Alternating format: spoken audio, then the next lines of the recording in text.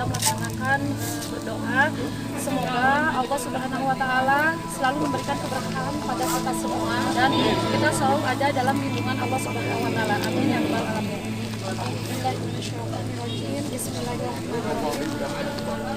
Astagfirullahaladzim, la ilaha illallah, Allahumma anta rabbi, la ilaha illa anta khalaqtani wa ana abduka wa ana abduka wa bika nasta'inu wa bika nasta'inu ma sana'tu abu lakum ni'matika alayya wa tanfirul maut maghfiratan ba'dal maut Allahumma hawwin alaina fi syarril maut wa najata minan nar wa afina hisab rabbana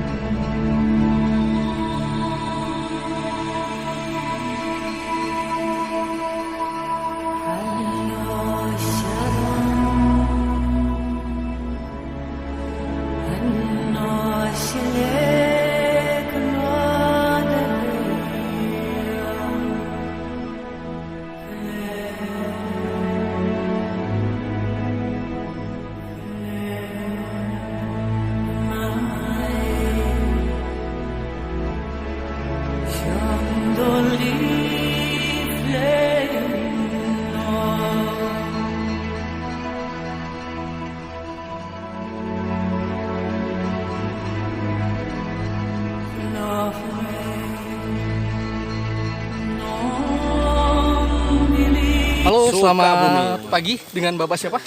Dengan Bapak Edi, Pak. Bapak Edi, ini dalam rangka apa Pak kita ke perkebunan Jasula? Ini kita dalam rangka penghijauan. Kita hijaukan kembali alam Sukabumi.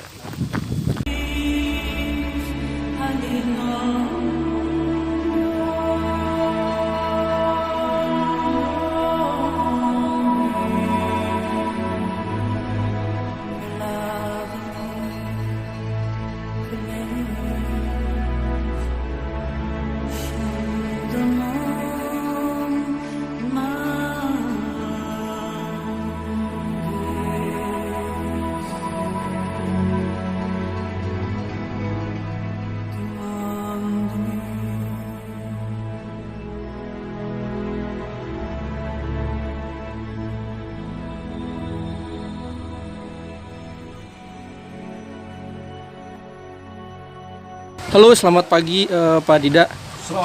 Sekarang kita udah ada di tempat bersejarah ya, Waterpark Cikahuripan. Bisa dijelasin Pak tentang tempat ini? Tempat ini diresmikan tahun 1929 di era kolonial Belanda. Adapun fungsinya untuk mengairi irigasi untuk sawah dan perkebunan. Perkebunan ini sendiri didirikan sekitar tahun 1882.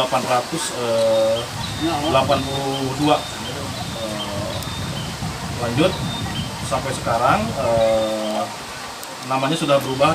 Dulu kan perkebunan under naming Cilende, sekarang Jasula Wangi. Jadi kayaknya tahun 1882 oleh keluarga Pan Blomstein. Gitu. Totalnya ini semuanya 800 hektar lebih, hampir 900. Dikarenakan Abeling Ciodeng terpisah, sekarang tinggal setengahnya aja, 450-an sekitar segitu lah.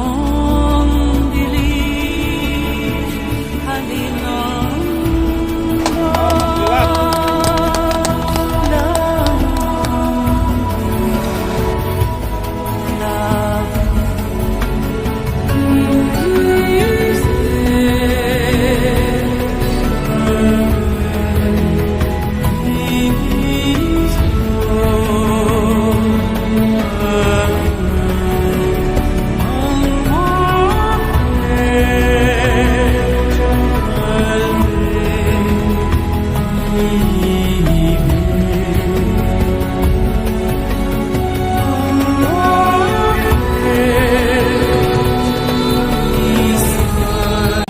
warahmatullahi wabarakatuh. Waalaikumsalam warahmatullahi wabarakatuh. Pangkennya nami abdi Darius di abdi Taca Nabi mah memproduksi kopi dari kebun Sinagar ya.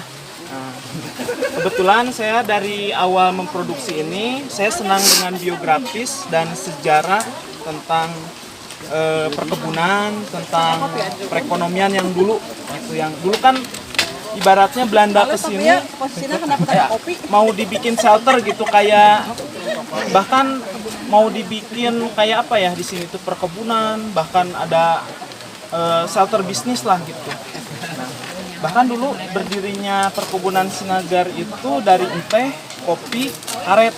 Di sana itu perkebunan VIP. Jadi untuk studi banding aja dari Amerika, dari Inggris itu bisa sampai ke Sinagar hanya untuk studi banding dari hasil olahan kebun gitu. Makanya dari itu saya hanya apa ya ibaratnya mengembalikan lah, mengenang gitu, menggali lagi gitu untuk sumber daya alam yang baru dan sumber manusia yang baru, SDM baru gitu. Penjelasannya. Dan kopi ini udah saya kirim ke beberapa negara, tapi bukan karena apa ya, kita pengiriman bukan ekonomi gitu kan. Dan kebetulan saya beberapa bisnis aksesoris juga, jadi untuk pengembangan ini saya kirim, dan ternyata pas saya kirim ke Prancis itu memang ex-bendernya itu masih ada di Prancis Pak gitu, dan si produk kopi dan teh itu masih ada di sana gitu. Jadi ini udah kita kirim ke Jepang, ke Belanda, ke Rusia, ke Jerman. Itu sekitar 8 negara kita kirim. Dan dari daratan Eropa sana, ketika saya kirim itu, kebetulan orang-orang yang saya kirim itu memang suka sejarah Pak. Dan alhamdulillah masih diingat lah di sana itu. Dan terdiri juga dari beberapa varietas ya di sana, dan varietas kopi di Sinagar itu di Nagrak ya, kebetulan itu varietas yang masih asli gitu. Jadi varietasnya Tipika dan Red Bourbon. Jadi nggak semua wilayah itu punya varietas seperti itu yang masih original. Khas ya. Khas, karena yang Red Bourbon itu dikirim bibitnya dulu dari Prancis Pak, gitu Bu, dari Prancis. Dulu, dan Tipika itu masih dari Yaman. Gitu. Jadi kelangkaan kopi tersebut yang bikin menarik sampai saat ini, gitu, yang masih didambakan lah gitu. Jadi sayang kalau sangat tidak dikenalkan gitu. Masa saya mengenalkan yang jauh tahu, saudara-saudara sendiri yang dekat nggak tahu, makanya kita kampung kita sendiri gitu, berbagi pengetahuan dan sejarah lah gitu Pak. Dan kopi Sinagar ini udah sudah ini sama dinas ya, dinas perindustrian sudah diketahui, terus sama dinas PSDM dan juga Kementan di Balitri gitu. Dan kita sudah pengolahan ini kita sudah sertifikasi semuanya, dan kita sudah mengikuti beberapa pelatihan dari kementerian. Jadi kita ngolahnya nggak asal-asalan Pak, sesuai dengan standar operasional gitu. Dan perizinan PIRT belum keluar, tapi sudah dibuatkan gitu. Tinggal kalau dari dinas yang udah keluar itu AKG, angka nilai biji, dan kadaluarsa. Jadi kadaluarsa kopinya itu yang secara original itu 1,5 tahun Pak. 390 hari kurang lebih, 1 tahun lebih lah masa-masanya itu. Dan AKG-nya udah keluar itu, jadi tidak ada kandungan kimia yang berbahaya yang bertabrakan gitu. Jadi AKG-nya sudah keluar gitu. Jadi betul-betul organik lah, kalau diminum itu nggak bermasalah gitu Pak. Kan kalau AKG kita memproduksi AKG tidak keluar, kalau kalangan menengah ke atas kan ini kopi higienis apa enggak ya? Bisa diminum apa enggak gitu, maksud dalam jangka panjang. Kalau kita perizinannya sudah lengkap, alhamdulillah bisa dinikmati lah gitu. Nah, balik lagi kita ke sejarah Pak ya. Jadi dulu penanaman kopi di wilayah Sukabumi, Sinagar, dan wilayah lainnya seperti juga bekas kebun kopi. kalau saya lihat gitu kan. Bekas-bekasnya. Dulu mulai ditanam itu 1924. Dulu 1924 itu Belanda udah mulai menanam di Sukabumi. Jadi Sukabumi itu khususnya untuk wilayah Ubud, Sinagar, Oiska itu ada sekarang. Oiska itu dibuat sekolahan Jepang Pak ya. Karena begitu suburnya tanah Sukabumi. Di 550 mdpl Oiska dan Nagrak itu Pak. Nagrak kan 550 ya, kurang lebih ke atas 650 lah. DPL. Beberapa dari badan penelitian swasta dan juga mungkin dari sejarah yang dulu ya, yang orang-orang penelitiannya di Kecamatan Nagrak itu memiliki tanah dan udara yang unik Pak. Jadi di 550 itu kita seperti di 750 sampai 1000 mdpl gitu. Karena masih sejuk gitu, karena masih ada lembah kabut gitu di daerah kita itu. Lembah kabut terus lagi memang keunggulan tanahnya itu mengandung sulfur. Jadi di 550 itu kita bisa nanam apa aja gitu. Jadi kan kalau Arabica itu paling minim 750 mdpl itu baru tanah subur. Ya. Di 550 ini bisa sesubur ini, bisa sebanyak ini buahnya perdahan gitu. Jadi sangat disayangkan kalau kita tidak mengembalikan gitu lah. Minimal kita ada penghijauan kembali gitu di tanah kita gitu. Gitu. Dan untuk kembali lagi ke sejarah, dan memang ini dulu 1924 itu benar-benar dari tahun-tahun tersebut Indonesia itu memang ekspor penghasilan terbaik itu kopi dan teh. Bahkan bisa memperkaya negara Eropa sendiri. Belanda sendiri itu sumber pendapatannya dari sini dulu. Bisa semaju sekarang. Kalau kita tidak terinspirasi dari sejarah, dari kekayaan alam dan sumber mineral tanah kita sangat disayangkan. Makanya saya berbagi, kalau Bapak Ibu memang nanti mau menanam kopi itu bisa kita olah bareng-bareng lah secara kultur, secara budaya. Saya tambahkan sedikit ya, jadi untuk kopi itu sebetulnya di zaman Andreas de Wilde, itu tuan tanah Belanda dulu, malahan dari tahun 1811 sampai 1813 pas penamaan Sukabumi,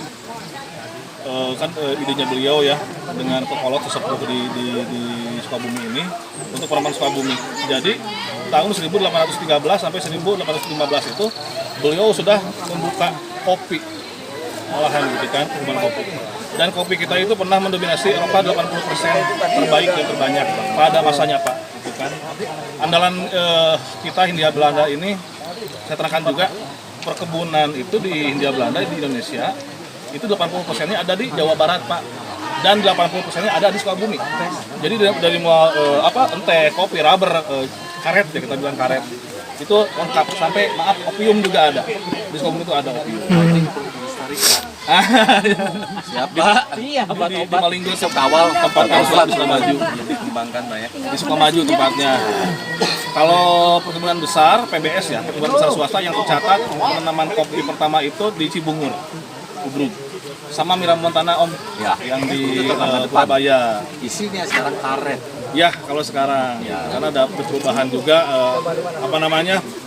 warga banyak, pemukiman banyak, terus pohon juga berkurang, yang tadinya sejuk jadi Kadar manis. panas gitu. Nah, jadi saya tambahkan lagi ya. Untuk keunikan wilayah Nagrak itu ada beberapa kebun kopi di Sukabumi seperti Guapara, Cipetei, Halimun, Kalapanunggal. Di sini kita sesuai dengan bukti ya. Kita jelaskan Pak. Jadi benar-benar dulu Edward Julius Kerkhoff nanam kebun di Sinagar itu ya, membuka perkebunan VIP itu benar-benar sangat diperhitungkan. Maka mungkin ada tim ahli ya, ada orang penelitiannya gitu. Jadi kopi yang kita tanam itu yang ada di Sinagar Pak, ini kadar manisnya bisa nyampe 15. Kalau di kopi yang lain ini tanpa kita pupuk Pak ya, itu kita biarkan begitu saja, apalagi kalau kita urus gitu. Kalau yang lain kita cek itu di bawah 10 kadar manisnya. Jadi ini karamelisasinya lebih unik gitu dibanding dengan kopi-kopi lain. Makanya begitu di Eropa, di bagian Prancis, Belanda itu sampai ada permintaan sampai tonase. Cuman kan nggak semudah itu ya. Coba bisa dicek, dilihat. Itu dilihat apa? Enggak dilihat. Kelihatan itunya ya, apa Kadar manisnya ya. gulanya ya. Karamelisasinya di matahari ya 15 sampai 15 Oh, persen Pak. Iya tinggi. Tapi ini nggak menyebabkan diabetes, nggak apa-apa. Nggak usah banyak gula kita ya nambahinnya gitu kan. Udah manis alami lah. Kalau di perkebunan So, lain itu Pak di bawah 15.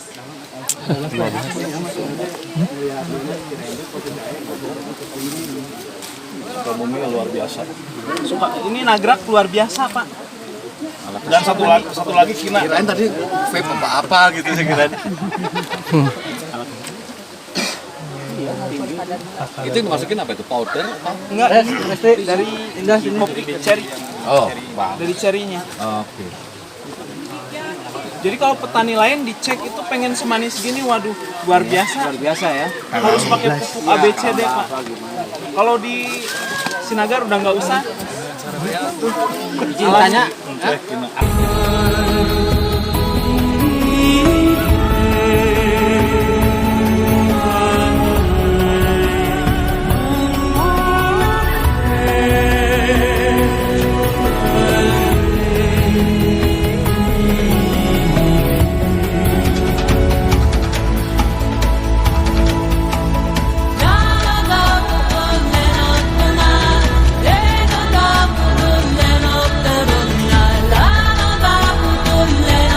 berarti mulai minggu depan udah bisa buat camping ya? Bisa.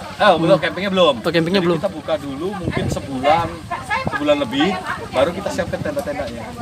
Gitu loh. Sebulan ini kita cuma kunjungan doang, orang-orang boleh masuk, ada tiket segala macam gitu doang. Oh, Ditiketin mulai weekend depan.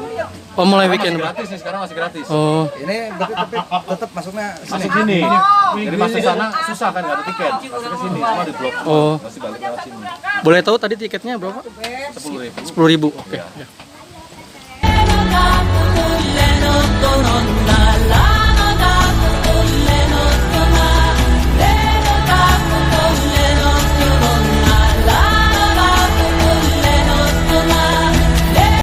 Sekarang gue lagi ada di pabrik Jas Lawangi ya. Yuk kita intip aktivitas yang ada di pabrik Jas Lawangi. Oke? Cek it out.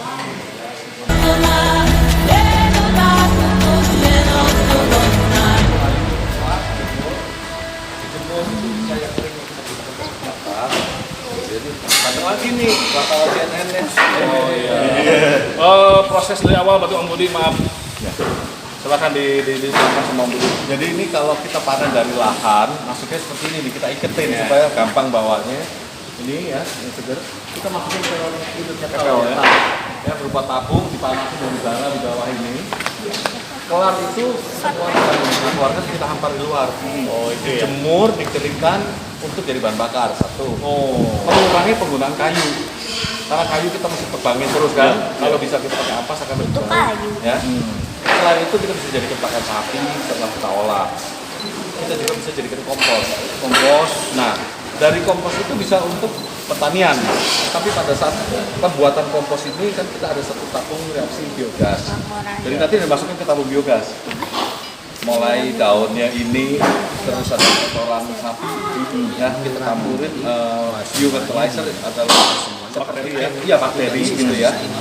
Dicampurkan dia proses. Nah pada saat proses ini dia akan timbul gas metan.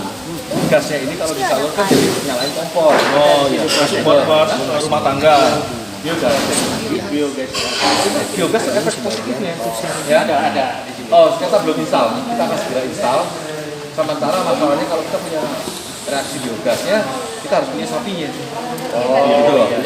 Jadi kita harus siapin sapinya dulu, baru tabung itu. Jadi nanti kotorannya bisa masuk. Kalau nggak tetap ini mahal. Betul. Jadi manfaatnya ini ya, muter aja. Enggak, jadi kita dapat gasnya. Nah, gas ini bisa untuk di kompor, bisa untuk nyalakan generator bio. Iya. Generator bio akhirnya jadi listrik. PLTU ya. PLTG. PLTG. Nah, terus dengan seperti itu hasil dari ini setelah matang dia akan ngapung dan keluar. Pada saat kita keluar, dua produk yang kita dapat, satu produk kompos keringnya, yang satu lagi pupuk organik cair. Nah, yang pupuk organik cair ini bersiraman, kotoran, ya cair. Terus yang komposnya dibuat media tanamnya, dicampur sama tanah lagi. Tetapain jadi buat tanahnya ditanam media. Iya, dapat dua kita. Sebetulnya kalau dihitung dapat dua, dapat tiga, dapat gasnya kok. Gasnya dinaikkan jadi listrik lagi. Menang ada airnya apa uap ya Om? Jadi ada uap. Nah, uapan itu sebetulnya kayak kita ngukur nasi itu masing-masing. Uapnya separate. Uap ini sebetulnya air dan mengandung minyak. Kita pecahkan dengan pendinginan, dia akan pisah. Nah, pisahnya ini yang minyak keluarin sendiri, airnya ini kalau kita alirin yang saya bilang kolam sitro itu tadi air hangat. Air masak kok, airnya hangat kita berdemat aroma sitro, aroma terapi kan? Tapi itu sudah dengerin suaranya. Kalau ada yang mau naik silakan. Itu bisa lihat langsung Keton itu lagi loading ya. Lagi tanya unload, yang saya loading.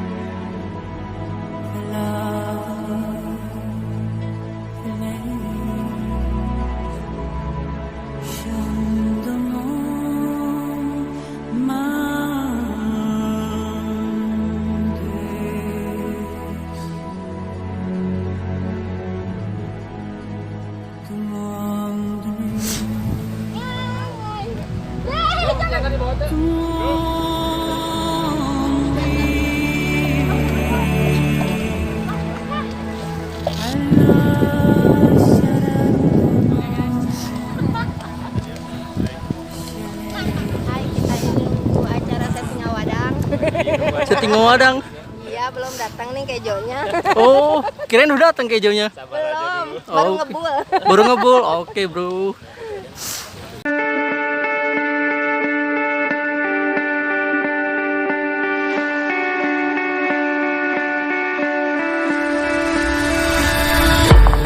I've been quiet inside you.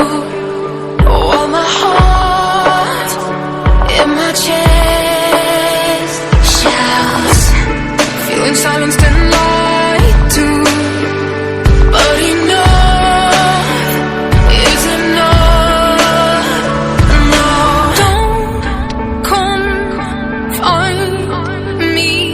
I won't be here waiting.